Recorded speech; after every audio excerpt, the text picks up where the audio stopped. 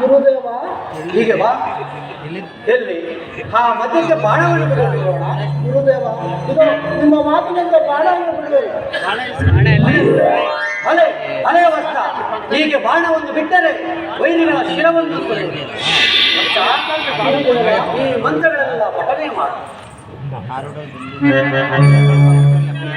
ಸರಿ ಆಗಲೇ ವತ್ಸ ಗುರುದೇವ ಶಿಷ್ಯವೃತ್ತಿ ಒಂದು ತಪೋವೃತ್ತಿ ಒಂದು. ಅದರಲ್ಲಿ ಸಿದ್ಧಿಯನ್ನು ಪಡೆಯಬೇಕಾದರೆ ನಿನ್ನಲ್ಲಿರುವ ಗುಣಗಳೊಂದಿಗೆ ಶಾಂತಿ ಸಮಾಚಾರಗಳು ಸೇರಿ ಹಿಂದೆ ಗುರುವಾದ ನನಗೂ ಕೀರ್ತಿ ತರಬೇಕು. ಅದಲ್ಲದೆ ಮೋಸ ವಂಚನೆ ನೀಚ ಗುಣಗಳಿದ್ದಲ್ಲಿ ಇಹಪರ ಎರಡರಲ್ಲಿಯೂ ಆಲಿಕಬಹುದು. ವತ್ಸ ಗುರುದೇವ ಈ ದಿನ ಬಿಸಿಲಿನ ತಾಪವು ಅಧಿಕವಾಗಿದ್ದರೆ ತಂಗಾಳಿಯು ಬೀಸುತ್ತಿರುವುದು. ನಾನು ಸ್ವಲ್ಪ ಹೊತ್ತು ವಿಶ್ರಾಂತಿ ತೆಗೆದುಕೊಳ್ಳುವೆ. ನೀನು ಆಶ್ರಮಕ್ಕೆ ಹೋಗಿ ತಲೆದಿಂಬು ಕೃಷ್ಣಾರ್ಜುನ ಶಿಬಿರದಲ್ಲಿ ತೆಗೆದುಕೊಂಡು ಗುರುದೇವ ನನ್ನ ತೊಡೆಯ ಮೇಲೆ ತಲೆ ಸರಿ ಆಗ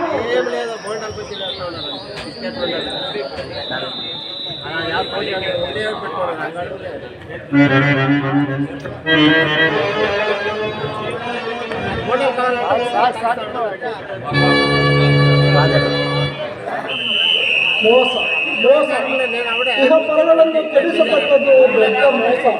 ಇಂತಹ ಸರ್ವೋತ್ತಮವಾದ ಗುರುವಿಗೆ ಮೋಸ ಮಾಡಲೆಂದು ಪ್ರೇರೇಪಿಸಿದ ಇದು ನೀನೇ ಎಂದು ದೊಡ್ಡ ಮೋಸ. ಕಾರಣ ಮೋಸವೆಂಬ ಭಾಷೆಗೆ ನೀನು ಸಿಲುಕಿದೆಯಾ?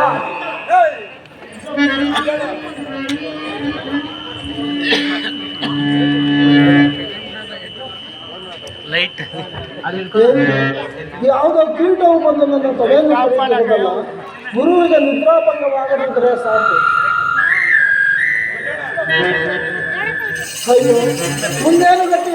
ಗುರುವಿನ ಕೆನ್ನೆಯನ್ನು ಸಹ ಪಡೆಯುತ್ತಿರುವ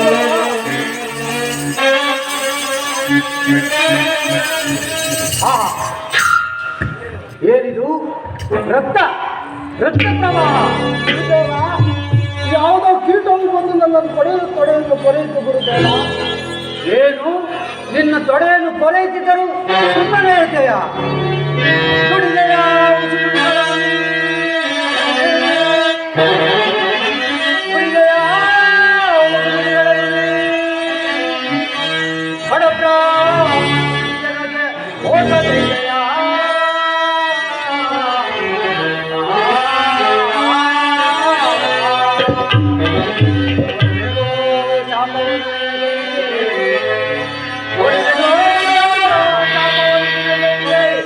ಎಲ್ಲ ತಪೋ ಆತ್ಮವಾಗುತ್ತಾ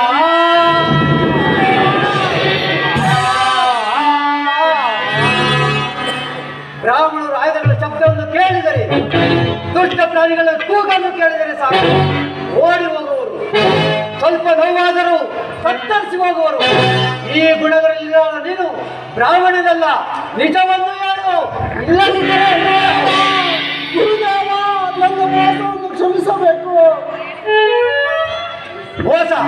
ಮೋಸವನ್ನು ಕ್ಷಮಿಸಬೇಕೆ?